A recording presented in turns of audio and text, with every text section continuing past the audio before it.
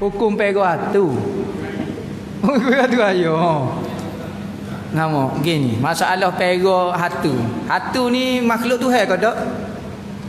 Makhluk Tuhan. Maka pego makhluk Tuhan ni hukum dia harus benar. Nanti tu. Oh boleh. Nanti dah sosok kita jawab sosok deh. Ayah ni makhluk Tuhan ke tak?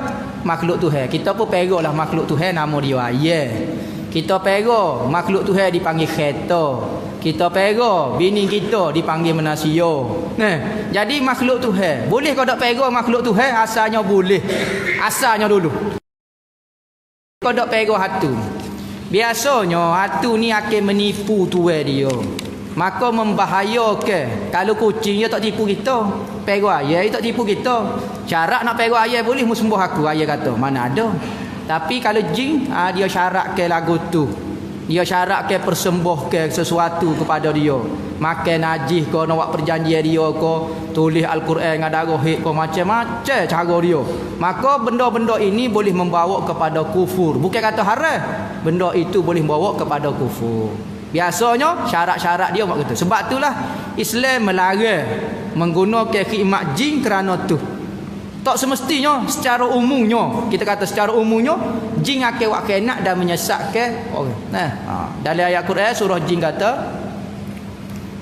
seorang lelaki daripada ins ya'uzu minta tolong dengan lelaki daripada golongan jin.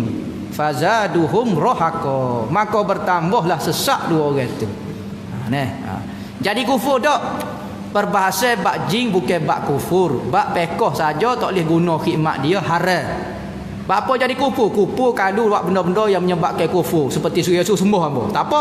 Nak suruh saya jaga rumah demo kau, sembuh saya dulu sekali. Jadi kufur lah kita. Tak boleh tak pakai lagu tu.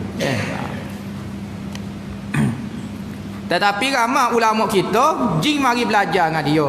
Jin mari khidmat dengan dia. Tanpa dia minta pertolongan. Waktu ikut dia. Cakap kita nak lari, dia mari khidmat dulu nyapu rumah kita. Ikut dia. Kita tak suruh pun. Kau dosa juga jadi kafir kot kita. Tak. Kerana ramai ulama-ulama kita bukan guna khidmat. Orang tu mari khidmat ke dia. Ikut dia tu. Nak kata buat nak dah. Ada seorang Tok Guru hamba besar. Dia kata kita kalau nak main jin ni gini. Jin tu jangan kecek ke apa dia dengan kita. Kita kata pergi ambil kau tu, dia pergi. Tapi kalau kita kata okey awak buat kau ni, jin. Jin, mai buat kau ni. Dia kata boleh tuan. Syarat tuan kena buat gini-gini kat saya. Kalau jin tu berani kecek bererti kita tu lemah. Jangan main kena tipu dia lepas ni. Ya kita kena kuat betul. Dia tak boleh kata akak kepala pun tak boleh. Kita pakai gini, gigi. Tu baru jodoh.